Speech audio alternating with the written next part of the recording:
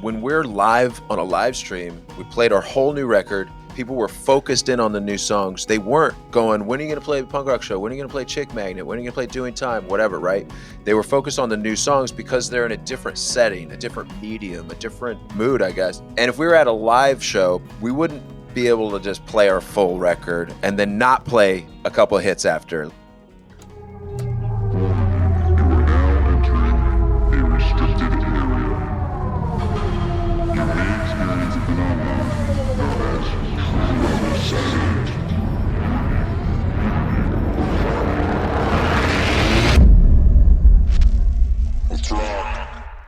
So this week on The Record Process, we are joined by lead vocalist, bassist, and songwriter Mike Herrera of the legendary punk rock band MXPX.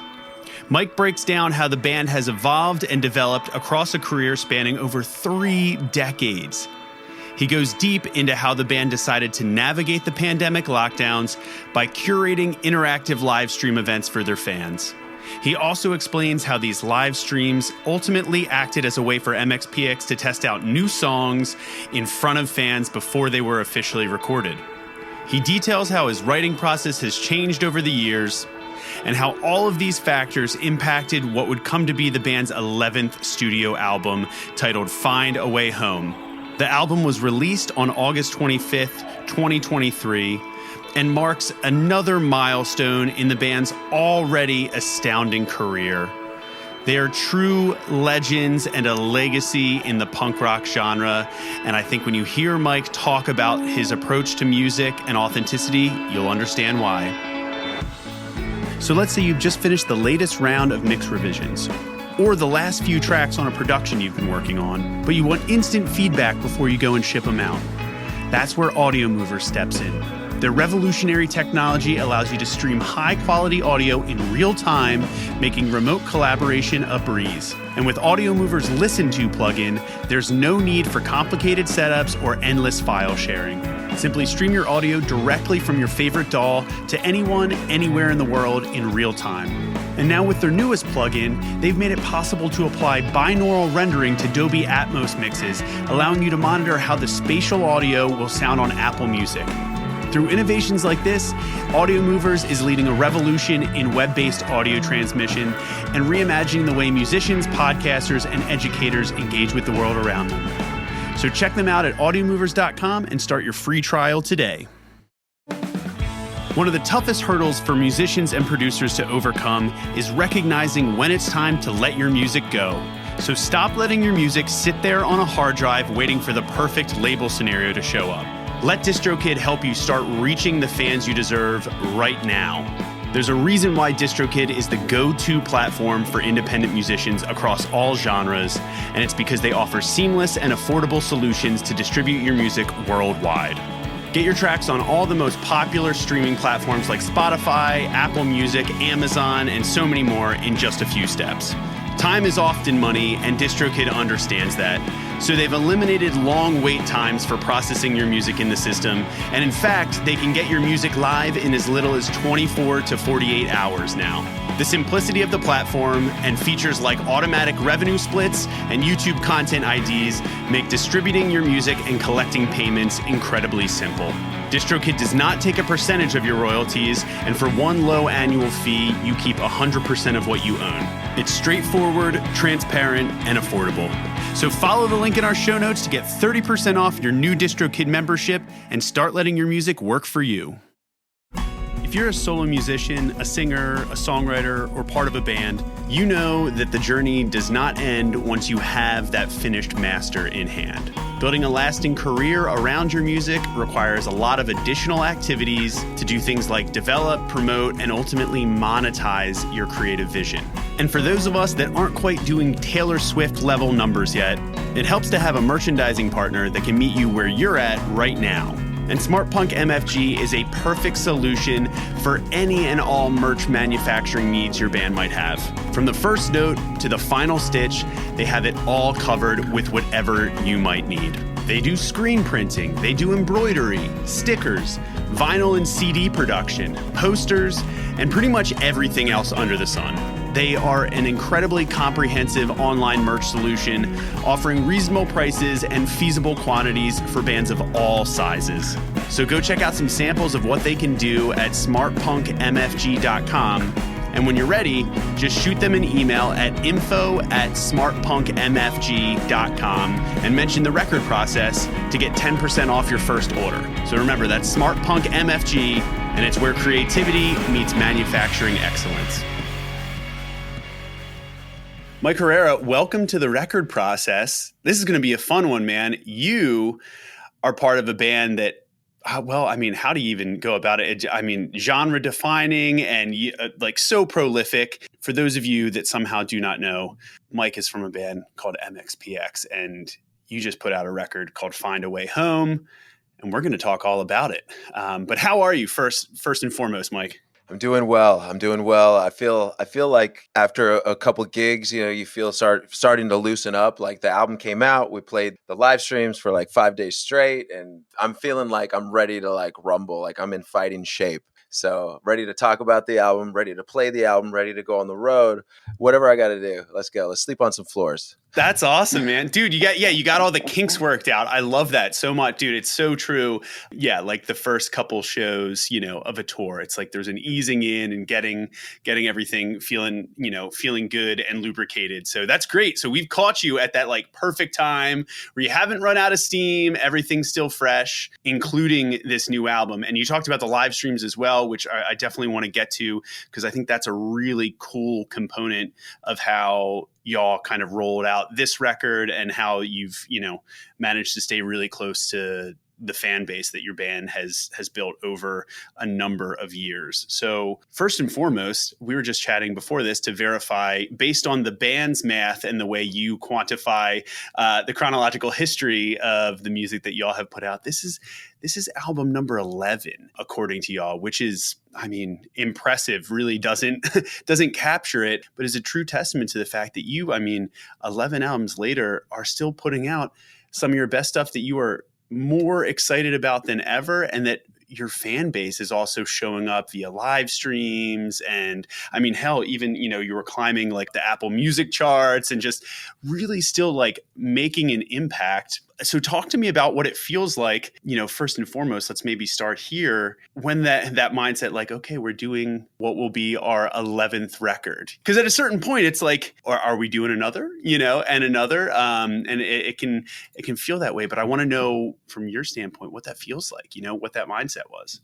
Yeah, I mean, it feels good, obviously now, but it's a little nerve wracking, when you're starting to like realize we're gonna do another record. Okay, there's gonna be a lot to do. There's gonna be a lot, but I don't, for us, we make sure we're ready. And it was 5 years. It took us 5 years to release this record since our last release, and that's working the last record, going on, doing some shows. We were just getting going, and then there's 2020 and all that, and then let's start something new. And that started my writing cycle and the live stream studio and like building. So I was both writing and building as the world seemingly was falling apart, right? I had to like push myself to do something that no one else was doing, or at least no one I knew was doing. Meaning when you turn on the TV or look at your phone, everybody's panicking about this or that. And I was just like, I'm just going to build something that I think people might like. And so we started doing live streams, and I started writing songs. I was like, well, there's one thing that I can do. It's write songs. Speaking to the fact that it's the 11th album and we've been doing this, and how do you not get stale? How do you not get bored? I really feel like there's been times in our career where it's been a cycle, and bands, all bands know this, that get out there and tour. You can get in that rut. You can get in that feeling of, all right, yep, this is just part of the 2-year or whatever cycle that we do. It's time to get back into the studio. And for us, we did that, definitely. And breaking out of that, it was just like, for me, I have to love what I'm doing. I have to like really be into what I'm writing, or else I'm just going to do something else. So, because as you know, you can go out there and play the hits, right? Like you don't really have to, once you establish yourself, you don't have to keep writing. But it's so good for your soul. Making a new record for a band like us that's been around this long, making a good record, really uplifts all of us. It lifts our spirits. It brings us together as humans, as friends, as a band, as a team. It does all the things that you can do when you get out on the road all the time. What you can do when you're stuck in a van back in those early days, right? How do you do that when you've been a band for 30 years and now you've got your own hotel room, your own apartment, your own whatever, right? Like, you make a good record. You do something hard that works, you know? And I feel like that's what we did with this record is we throughout this, you know, there's plenty of songs I probably wrote that I guess could have made the record or whatever, but like we feel like we picked the songs that made sense to us. How do you choose though? How do you choose? Because like you don't know what people are going to really latch on to. You've put out so much material up until this point that like your fans come to, you know, craft their own individual expectations of what MXPX is, you know, and it's kind of different to a lot of people a little bit, you know. It's like every fan has their own relationship with the band, right? And that's different for a number of ways. But you've already established, you know, if you talk about like the creative average, you know, right? It's like there's a lot more material, a lot more songs that you've selected, and as a band said, this is going to become part of our official catalog and release, right? So picking the right ones, let's start with that too, because you know, you kind of go into writing mode, and that's an interesting thing. It's like 11 albums, that's a lot of friggin' songs. So you probably wrote, as you mentioned, more than just the 13, I believe, that are on this one.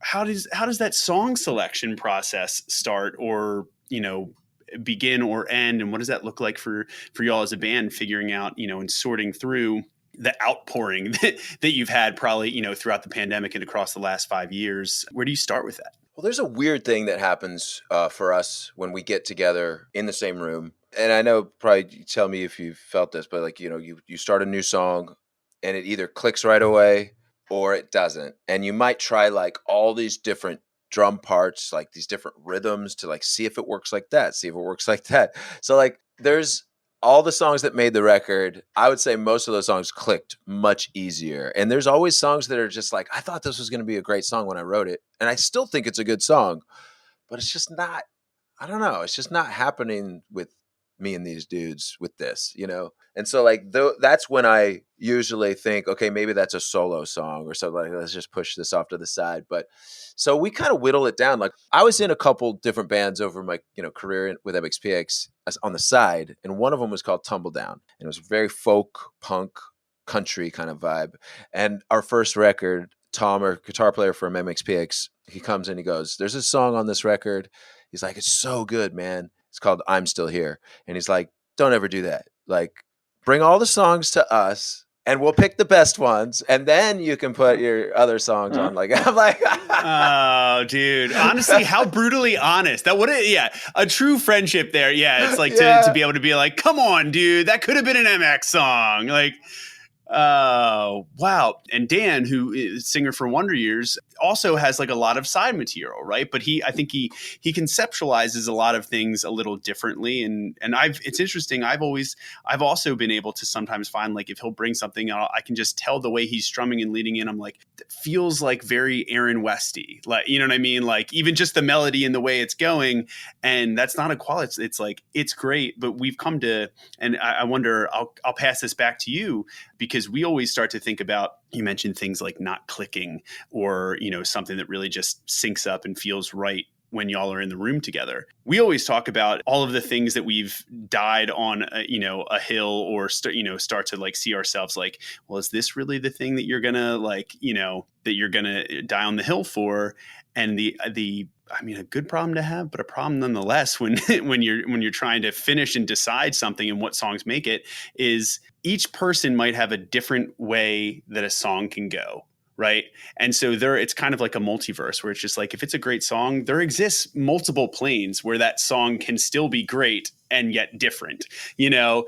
And it's ultimately what y'all are doing, I guess, that you're kind of describing, is choosing the one that says, this is the MXPX route for this good song, you know, and which one that is. And I think that's an interesting process too. And especially that you can have guys and friends that are, you know, even that honest and candid with you. Like, dude, that's a great song. I wish it was on our record. Yeah. Like, you know, that's funny. that stuck with me too. Obviously, this is years ago. This was over 10 years ago.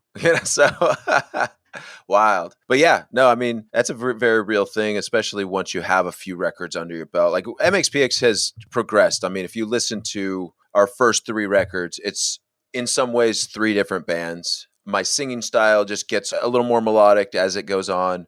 We get a little less weird. We go from a hardcore band to I don't know what kind of what Teenage Politics was, but then Life in General, we arrive at like, okay, we've played for a while. Yeah. And we've heard a lot of punk rock, and we feel like this is what we sound like now or whatever, So like, it's just funny how you can progress, but then after 30 years, what's the right move for a band like MXPX? Like how far outside, like there's plenty of bands that literally change every record, or like a Ween. We're not quite like Ween, but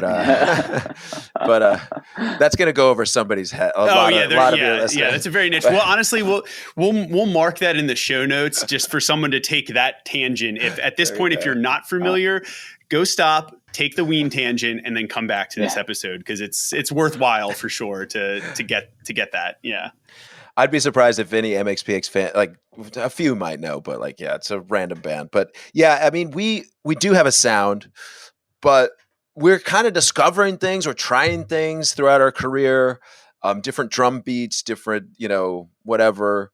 I never really thought of it, in a way where I was like, oh, we got to be like this every time. And maybe I should have, right? Like, but if you listen back, there's a few records that are just like, okay, that's this way. Like, okay, I can, but there's songs that always bring it all kind of back into cohesiveness, I think. But yeah, we've gone through it all.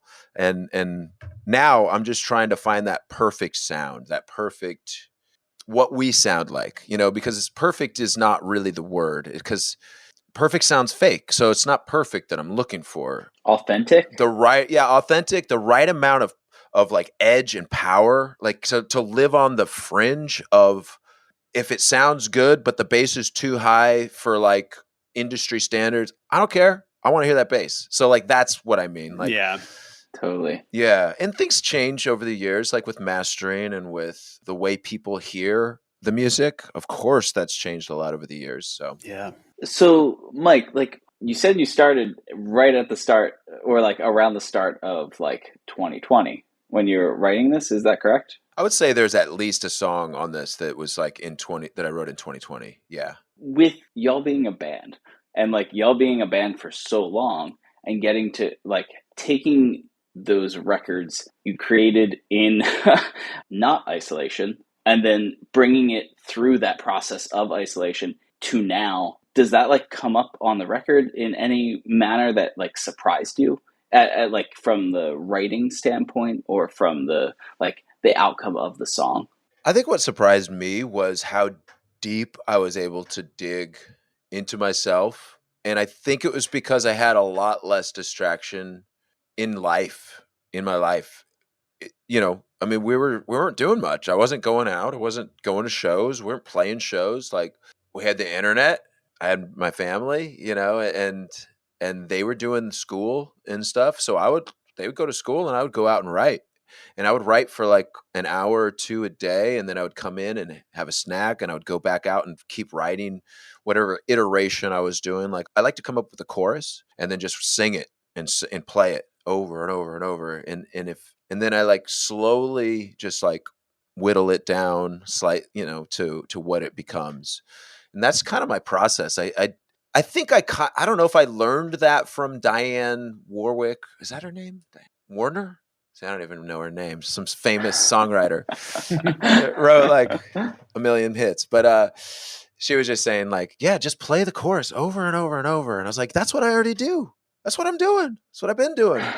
So yeah, it reiterated that I'm doing something right. And so I've just kept doing that instead of just writing the chorus and being done with it. But I don't know, for me, I do that not just to write it, but also to remember it. Like, if I can remember it and I can play it back without continually changing the melody, then it's a good melody. If I'm changing the melody, that means I'm looking for something that I'm not finding yet. Yeah. I was going to say too, because that's also, I can picture that just like, straight up acoustic guitar on the couch, and you find something and you lock into it. And then it almost becomes this transitional state where you're not just playing it to like understand it or understand what it is. You're starting to be like, oh, I enjoy playing this, right? So then it starts to like pull this thing out of you where you're like, yeah, this feels really good. Not only like does it say what I want to say, but it also like feels really good and to play. And I like hearing that, myself be singing this. And that's almost like that first layer of instinct, right? That you're just like, this is good, right? If it's starting to get past your taste threshold, right? That you're like, yeah, I want to, if there's a guitar there, I want to go play that, sing that chorus again, sing that melody that I have again. Right. And so you're almost kind of what you're describing, I guess, is reaffirming that it has legs and should move forward as a fan of just what you're hearing, and I feel like there's something really very raw in doing that. It's like, because I think any kid, even when you start learning guitar, or like the first time you play something or put like a couple chords together that aren't you trying to learn some song that already exists, you kind of like, when you find something that you like hearing, and that's that same very like elementary process. But I love that you say that it like kind of starts there, because at that point you almost have the feeling that chorus gives you, right? And that becomes like the identity, like the target, the goalpost for what the rest of the song should be, right? That's kind of how it works for you? It really does, because I do write a lot on feeling. Like a lot of writers probably write on feeling, and so that kind of like exactly what you said, it steers the direction of the song.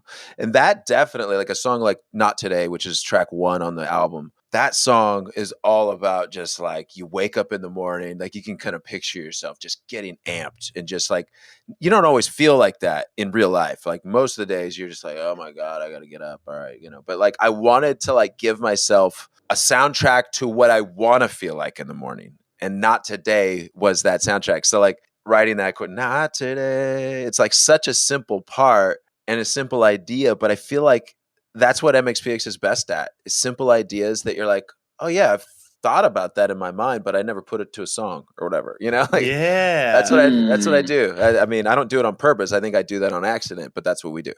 Yeah, that's a really great way of putting it. So when you're writing, are you hearing the song fully fleshed out in your head? Or are you just like, you're trying to be a blank slate? I can hear a form of the song fully fleshed out, okay, but it's never the end version, right? Yeah. Mike, so that's really interesting too, because in kind of with song structure, and you mentioned kind of, starting with a hook or a chorus, in that kind of convention idea that, lends itself to, okay, I could see how this would be used. Because this is also a really interesting like songwriting, like I don't even know if it would be 101, probably like 102, 103 or whatever, where you start, working on the nomenclature and like form structure of how to like evolve an idea. But I guess this is to say that some singers are like, well, I keep writing an AABA chorus. Like I gotta write an ABAB chorus or whatever. It's like, do you ever approach it from a different way and say, hey, after 10 albums, I know that I really like this, format or whatever, that I tend to gravitate towards this. Let me take this format, or maybe try to approach something that would fit into a different song structure with that intention. Do you ever like try to reverse engineer things like that at this point? I think about reverse engineering things, but I don't think I actually get to it. Okay. It's more like, because I'm kind of like ADHD kind of vibe. Like, I don't think I am. I don't know. Maybe I am a little bit. But, most artists, you go from one thing and you think of something else. You're like, I got to text that person. And you're texting the person. You're like, oh, I got to finish this thing. Okay. So like, Squirrel. I do a little bit of that. We're trying to just figure it out at all times. But I don't really feel like I ever do things with a blueprint in mind. There's keys that I love to sing in. There's keys that I like end up writing a lot of songs in. That's very true. I noticed that. But I also noticed that with other bands. But it's like the Ramones. Like, they have a million awesome songs and they're all pretty much in the same key. Like, whatever your thing is cool. Like for me, figuring out that, oh, you can change the key to make it easier to play or easier to sing or this or that. That's a good thing. That's what you should do, rather than, oh, you're just cheating. No, it's not. It's actually finding the path of success, really, like for me. So having a song that I can belt out and I'm not cracking and I'm not going to be worried about at the show in a couple months or, the tour, doing it every night. I think about that in the studio. I think about that when I'm writing. I go, am I going to be able to sing this every night?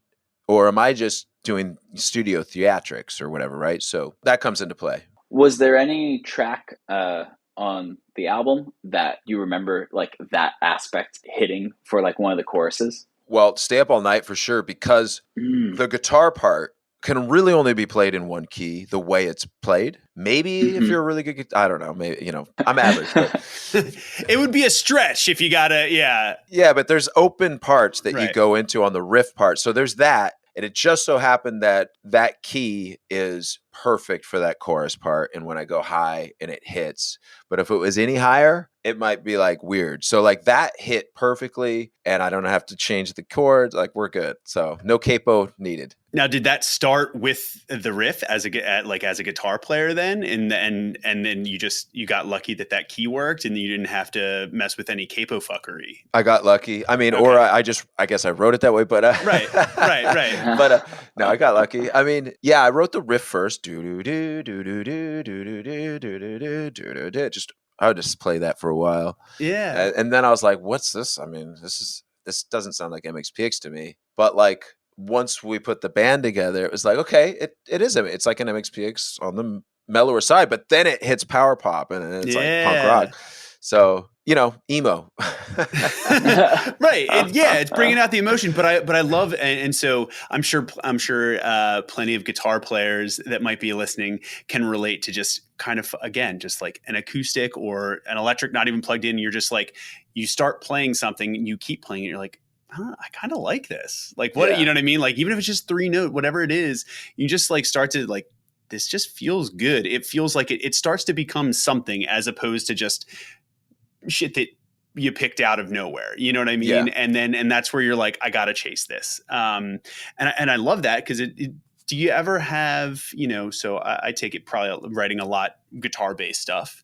Was there anything at this point, that across so many times, right, where it's like, okay, starts with a melody, starts with guitar parts, even starts with a drum part, right? Were there anything, anything specifically on this album that was like, that felt like an unusual departure or entry point into the song, that affected the way it came out? I mean, that guitar riff is kind of one like that, but was there another one that came out of somewhere kind of atypical for what, a lot of MX songs usually do? We've been doing this sort of intro live for Friday Tonight off our last record, and we love it. We just love Tom's like making delays and like just kind of like creating atmosphere. And so not exactly what you're saying, but it kind of triggered that idea of what we do live seeped into the intro for Ready to Rage. Ooh. Which has a similar but different notes. Of course, it's the Ready to Rage notes, but he's doing a thing and it's reverby, delay, stuff that we typically don't have on our normal body of song. Like we use delays and that kind of thing on like maybe a part or an intro or an outro, but usually not for like a whole actual song. So it's like for us as a punk band that literally used to have no pedals, like we finally got some pedals, but we've had pedals for a little while, but I'm just saying like we try to like spice it up just enough, but not go too crazy because we're still just 3-chord punk. It's tough to avoid those pedals, honestly, and especially, I mean, it's admirable. You probably got a couple albums in before it started. It does feel inevitable, but it's like you look for ways to kind of push out the walls of that room that the band lives in, and that's one of those. That's a fun way to do it for sure. But I love and this is actually maybe like a really interesting segue into talking about some of the live stream stuff and as a punk band, like in general, it is a style of music that is so predicated on the energy you get live and the interaction between the band and a crowd and what that music elicits in a live setting. So I love any time, and that's a really interesting example that live setting can kind of influence and work its way into that. I mean, many years ago, pre-internet, right? I think bands probably had, and bands still do it. And I love when it happens too, where they will workshop and be like, yeah, here's a new one. It's not out, like whatever. But nowadays everybody's got their phone up. And so I think there's a hesitation to be like, well, I don't want, if we mess it up or whatever. Yeah. But I feel like many, many years ago, it's like, that was it. It was like, if you wrote a new song the night before, you're like, let's workshop it. Let's play it, and so by the time you actually got to the studio, you've been playing that new song in front of live, like organic audiences and getting feedback every night. Be like, oh, honestly, by the time we hit the bridge, people feel like it kind of loses people, or, it's like people really love the intro, but then it goes, it hits the verse, and then I start to see everybody fall asleep, or whatever. So you get this like real time feedback that you can download, and by the time you get in the studio, be like, well, let's just cut out all the stuff that isn't working live and take that. And it's like, I love that. That's kind of what you did for with the live intro, man. That's awesome. Yeah, we actually did that on our live streams when we were doing them like 2 years ago. We did a song called Can't Keep Waiting. We put it out during the pandemic. We didn't record it until like we had played it live on the live stream. So it's not technically in front of a face-to-face audience, but played it live on the live stream for the people. Every time we went live, we'd play that new song. We're like, we're still working on it. It was basically like you would do a new song in practice. Yeah. Like, let's play it. That's what we would do. So we're like, what's the harm? It's one song. If people steal it, I'll write another song. So whatever. I just think there's something so cool about that kind of like songwriter approach to just like, here's another one I'm working on. Let me know what you think of it. You know what I mean? Get to the end and be like, well, that bridge just isn't right, but I like that one. You know what I mean? Like such a personal moment where you're just bringing the audience in to the process. It's like comedians right on stage and workshop new jokes all the time. Like, that one's not quite ready, but whatever. A lot of the new artists I've seen have been doing that. Like, they'll put out videos of like, all right, you came up with this song, blah, blah, blah. I don't know how. I always kind of question like, yeah, you just came up. Yeah, sure. Yeah. Right. Nice marketing. Yeah. Here's off the top of my dome right now. Should I finish it? Should I record it? Like, yeah, right. Yeah, I know you got a Dropbox link with 3 different master versions. Remix, dance remix. You got everything ready. Yeah. If you're listening to this show, I'm guessing there's a good chance that you're the type of person that appreciates the time and effort that goes into something meaningful, something lasting, and something that tells the world exactly who you are. Well, Brett and Dave, the co-founders of our sponsor, Oxford Pennant, share that very same appreciation. They've made it easier than ever to elevate any space in your life and express your style with their meticulously crafted American-made pennants. From classic designs to customized creations, each piece is a work of art. It's quality you can feel and a statement that truly lasts a lifetime. I recently had the pleasure of touring their Buffalo-based shop where they tirelessly make each piece by hand. And honestly, their process really is an inspiring fusion of passion and precision. So go make your mark, celebrate your story, and discover the epitome of timeless craftsmanship and personalized expression by visiting oxfordpennant.com today. Mike, so actually talking about like the live stream and that song, did anything come from playing it every time you did the live stream? Did anything change when you went to record it from like the reaction that you were getting? I don't think we changed anything based on people, but I think just by the time we recorded it, it was slightly different. And what we really got out of that was seeing fans, when we finally released the song, say like, this song means so much to me because I was listening to it over and over at this time, so like, it wasn't like a big hit or anything at all. Like, but it was one of those songs. So that's the one thing that didn't work. We thought maybe this will blow up because people will be really into it because they've seen it. That didn't happen either. But people that really did experience seeing it over and over, a lot of those people love that song in a different way than an average listener can't really grasp. Yeah. Right? They formed a relationship with it already. So even though it's like, which so much of, what propels, again, and bands like yours across multiple decades and people still showing up, still coming out to shows,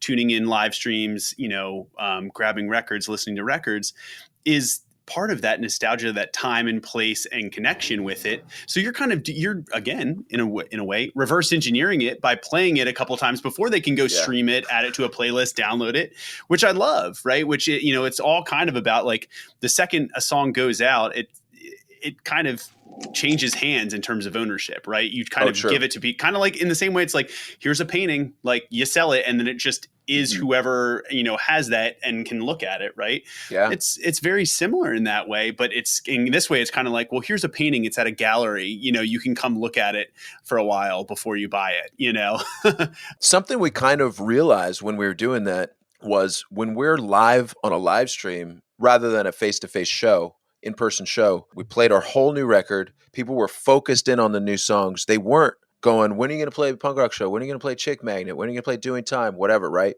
They were focused on the new songs because they're in a different setting, a different medium, a different mood, I guess. And if we were at a live show, face-to-face show, we wouldn't be able to just play our full record and then not play a couple of hits after. Like, you always have to do that encore or this. But in this case, we've just been doing the live stream, partnering with all these people, like, Simple Plan, Less Than Jake, the Ataris, the list is insane.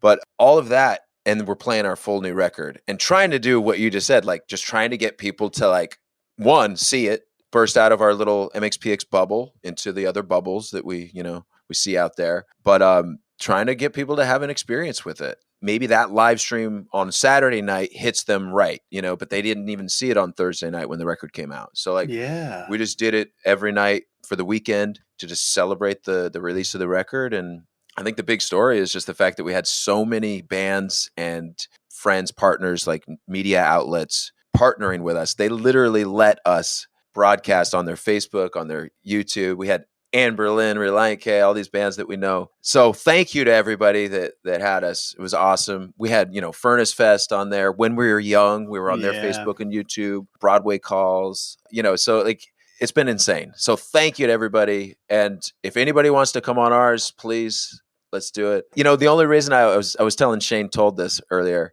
from Silverstein, and I was like, dude, I just ran out of time. I would have called you. I would have called you too, Casey. Dude, no, hey, that's okay. Honestly, you had a pretty impressive list, so I in no way feel slighted. As you mentioned, it's a huge undertaking, and I know even just like talking with Mark and a lot of your team behind the scene, if anything, I hope, fans and just musicians ever in general realize how much more goes into putting out music. And for any band that does it, that yes, sure, like putting it up and now it just is on Spotify is technically releasing music, but to do it in a way where you really care and are really trying to create interesting and unique moments out of these songs, it's a whole lot more in depth than that and a whole lot more complex. And yes, you guys could have definitely just gone and said, okay, here's a new record. Here's a new group of songs. Go stream it. Thanks. But you didn't. You did quite the opposite of it. And you were like, no, we're here and we're going to show up and we're going to play through this whole thing live. You know what I mean? Like, we're going to do this. And it's for you, it's almost a way of you gifting the record to everybody and putting so much more behind it.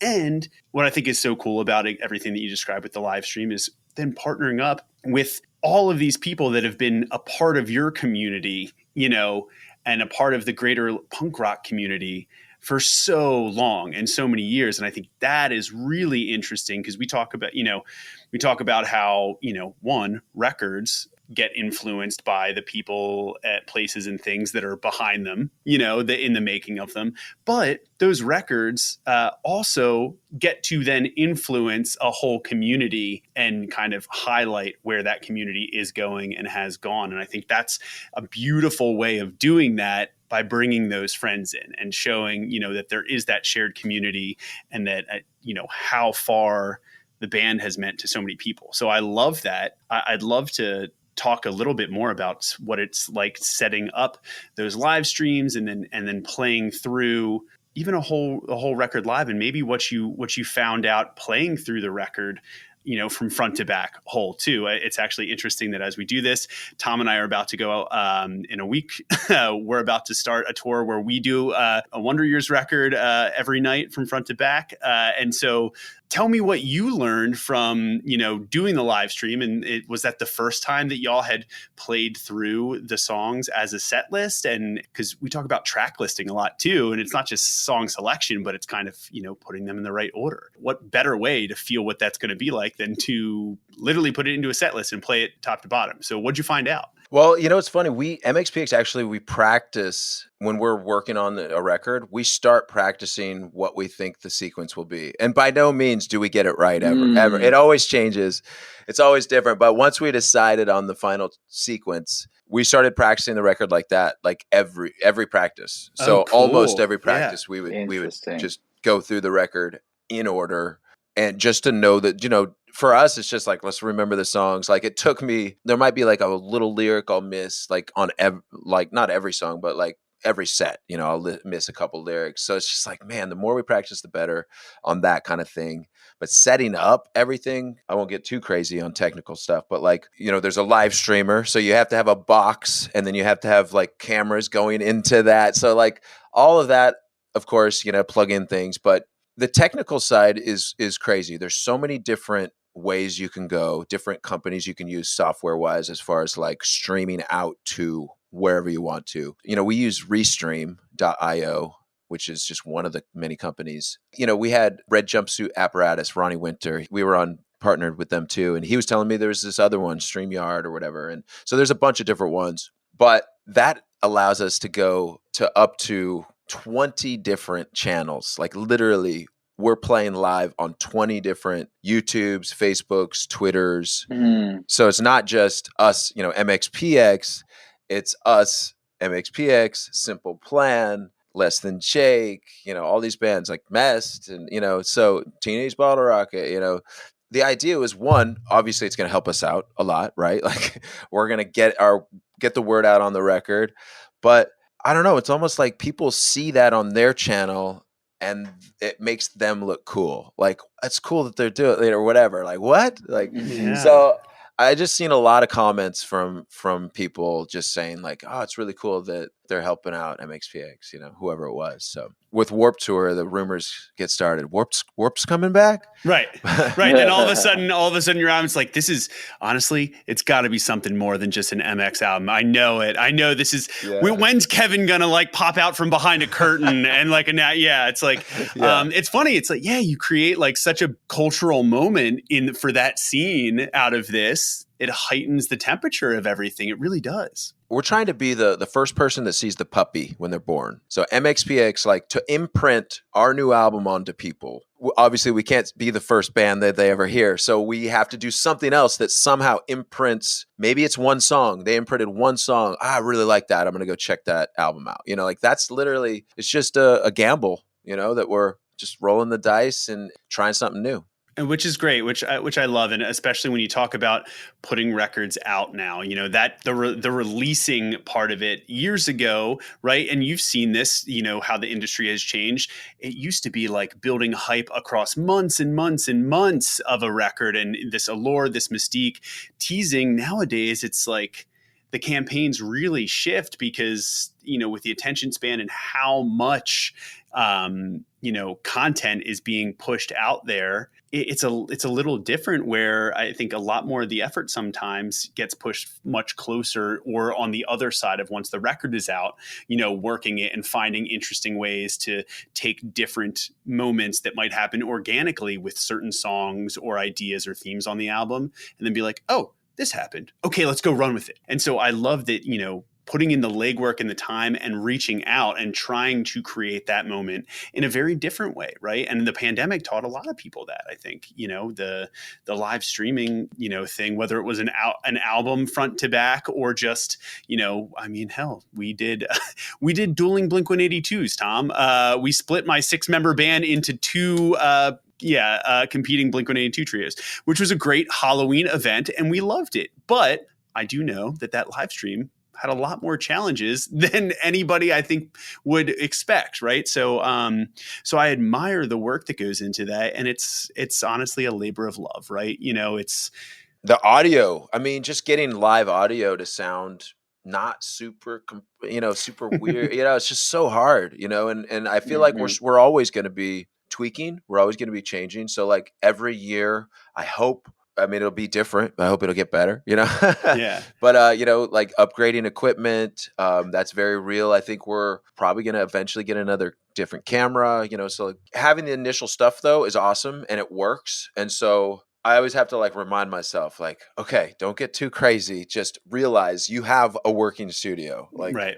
don't Yeah. overspend. During the live streams, do you have anyone there like reading back what people are like commenting or anything? Or how do you deal with that interaction aspect? It's a lot of comments. So we do have people helping us with comments, like a moderator type thing. And we pool, from our Facebook, from our YouTube comments. We kind of like specify, when we do requests, we'll say, hey, MXPX YouTube, it's your turn. Tell us what you want to hear, so that we don't have to like look at all the different ones. We just look at the MXPX YouTube. So little tricks of the trade there, but it's not really like secret, since we're telling people like, okay, it's your turn, YouTube. And we do that like on Furnace Fest. We'll do that, on whatever. Yeah. So very nice. Cool. That's fantastic, because like you create that intent of interaction, even though you're miles, maybe, I don't know, maybe someone's streaming like a couple feet away, but creating that show interaction at their convenience. I love what you said about like the intent of watching it and absorbing it through a different medium. That aspect of trying to get someone to connect with something, I think, is super special. And that especially is a very unique, but like very like simplistic, but feels revolutionary in that capacity. What strikes me about that is the fact that like it is a simple idea, and you would think that like, shouldn't it be more complicated? Like, shouldn't our marketing plan be more? I mean, there is more to it. I mean, I'm talking to you guys. So. Yeah. But yeah, it is a simple idea. Like, let's just partner with our friends and play the record live. I mean, there's a lot of the tech, like you say, like tech and lights go into it, and getting the camera settings and like, all right, the frame rate's wrong. Let's try it. Tick it up one more. See how that looks. Like that's literally how we do it. Yeah. And what's interesting too, Tom, that's like such a great point, is you're almost using a live performance as a vehicle to try to, incentivize people to come in and spend those like mindful minutes with the record, where once upon a time it was like, okay, vinyl, here it is. Sit down and you just had your headphones attached like to the record player, and you put it on and you sat there and you listened to the whole thing front to back because you just bought it, right? Nowadays it's tough to get that grouped attention span, because it's like, well, unless you got like an hour-long drive, someone's to spend a whole time with a record front to back, it gets harder and harder. But in this way, you're like, come, tune in and just be present and listen to all 13 of these songs in a row. And so it's you guys showing up, be like, hey, we'll come do it with you and give it all to you, which I think is really awesome. And yeah, it's like, it's kind of feels like a no-brainer, but nowadays, because of the way things changed, it does feel extra special. And I love that. And we'd be remiss if we're talking about a lot of the tech and everything that goes into the streaming. And you mentioned audio quality, and now like the new frontier of trying to get that to sound good as well. It's kind of ironic, because it almost feels like, well, you already spent a bunch of time getting those songs to sound really great and exactly the way you want them. So before we go, let's talk a little bit about that with this record, because you've recorded so many songs, right? You've been in studio environments and played and been around a lot of gear. What was different about this, and who did you work with to capture the specific kind of sound that now y'all as a band and as people probably know maybe better than ever, like what you kind of want, what the benchmark is in terms of sonics. So talk to me about that. Let's talk about it. So Find a Way Home, new record. We record all our stuff nowadays here in Bremerton, Washington, at my studio here. It's called Monkey Trench Studios. And we brought up Ryan Furlot, and he came in and produced and engineered and mixed as well. And he's from Portland, Oregon, or at least he lives there. I didn't meet him. We like found him. I don't know. It's weird. But we hired him to do a cover we did, Unstoppable, and just to like test him out. and he was great. It was great to work with. It was cool. And so we're like, okay, this is the guy. Like we put him through the ringer a little bit, like to like made him mix a bunch of stuff and like asked him to like just like keep doing a bunch, like do it again. Like, okay, if he can do that, he can work with us. I got to make sure that last mix wasn't a fluke. Mix this one now. Yeah. So just like, honestly, a lot of what engineering is just doing that little bit, doing another mix, like just a little tiny thing that's like, but we're meticulous in that way. But yeah, back to the recording thing. Yeah, we get everybody together. We do it fairly traditionally. Yuri plays, we play with him. We make a scratch track template. And so he's playing to a click and he's playing to, vocal and a bass or a guitar or whatever. And it doesn't take him long. We usually do 1 or 2 days of drums, and might have been 3 days, like on like an extra afternoon or something like that for this record. But things were fairly much, we recorded in about a month, I would say. And I did some overdubs down in Portland after the fact, to like follow up on some stuff. So that was kind of cool to get outside the studio, go to his studio. And what was the idea for moving and getting outside your space to go do some overdubs? Was it to Ryan's space or? Yeah, it was Ryan's studio. So It was strictly just, I'm going to re-record this vocal. I'm going to add this, and I'll just come down to your place. Yeah. That way he didn't have to drive back up or whatever. Right. Okay. But yeah, I mean, I think, it's kind of just, I don't remember why we did that. I knew that it wasn't my idea. It was like my manager's idea. He's like, you should go down to Portland and do that. Like, what? We have a studio here.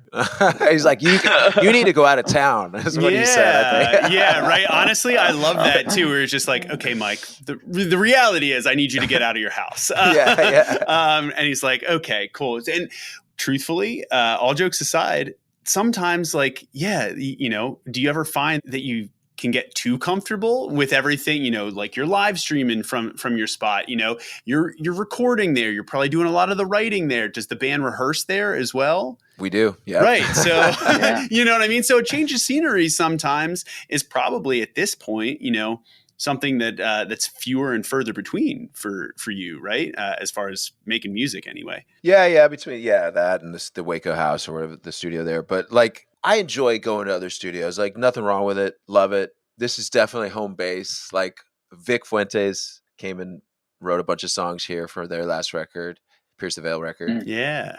It's just a really vibey spot. Like, it's an old house.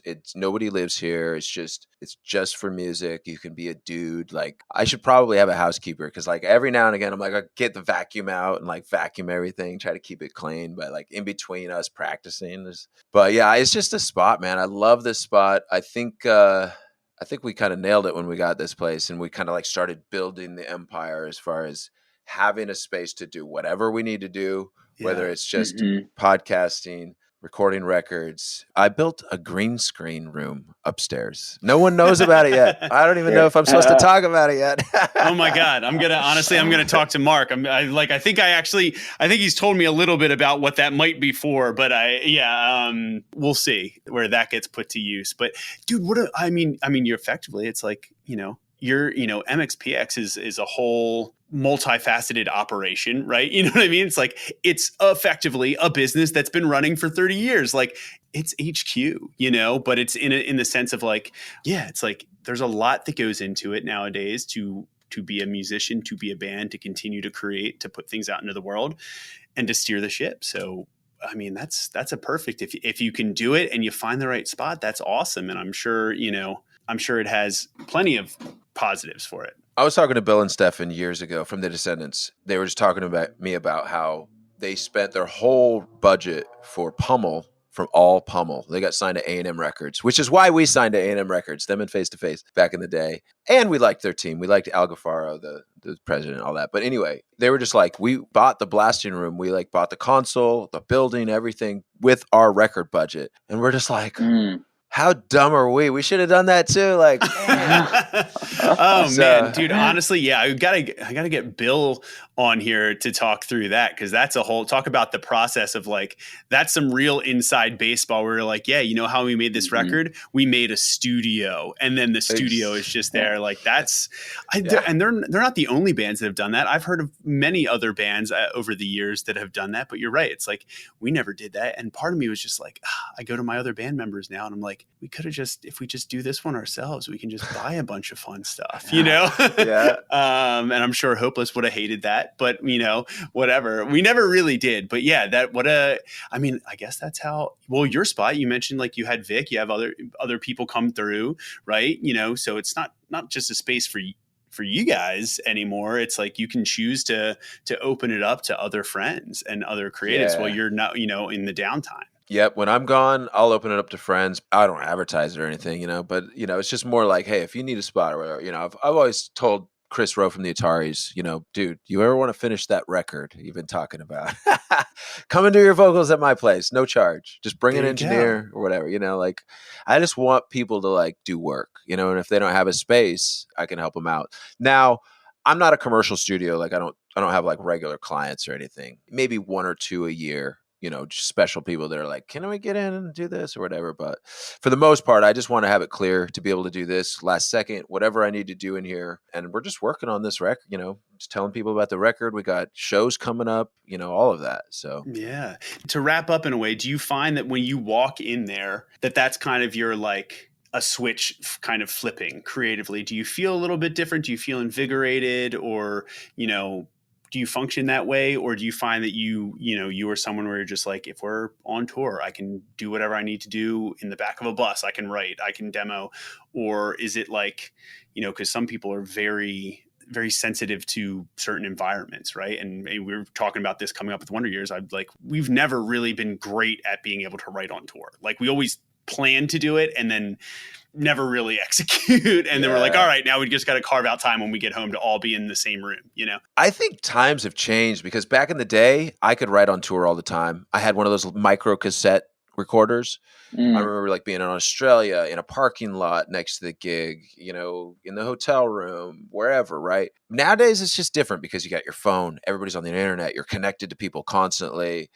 I have to like set aside like, okay, I'm writing now. I'm going to be writing for a while or whatever. And it doesn't mean I'm not still talking to people, but it's just a mindset for me, I think. And so it's not surprising to me that you guys want to write on tour and just can't get it together, because I feel like I couldn't do it nowadays either.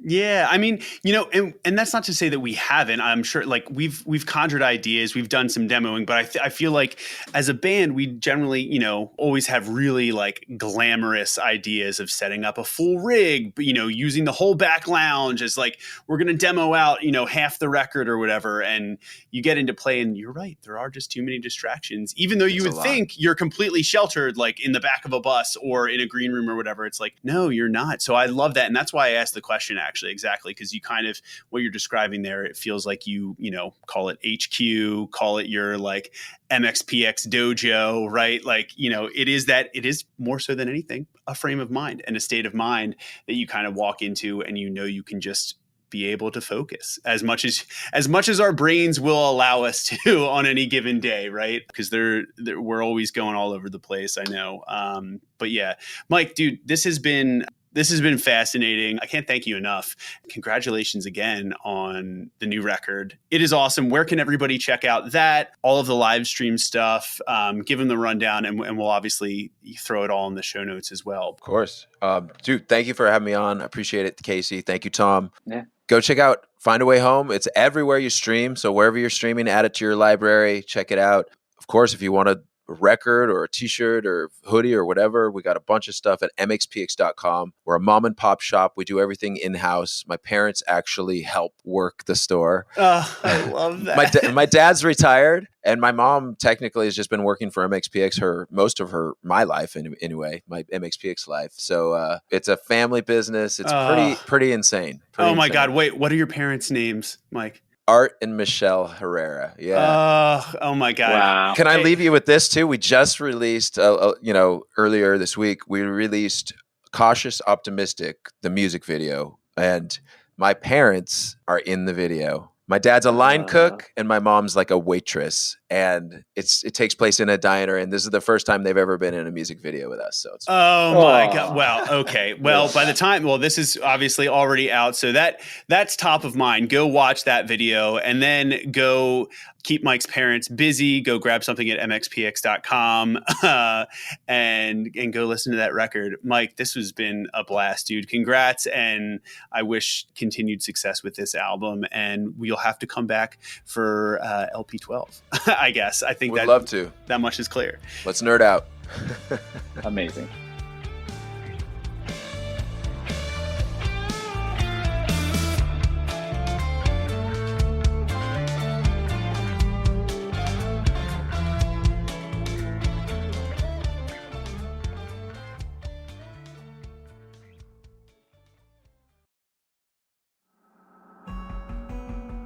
So it was really interesting to hear how Mike described the journey of the band's first few records as a bit of a larger exploratory leap into multiple different avenues within the same stylistic sphere of punk rock.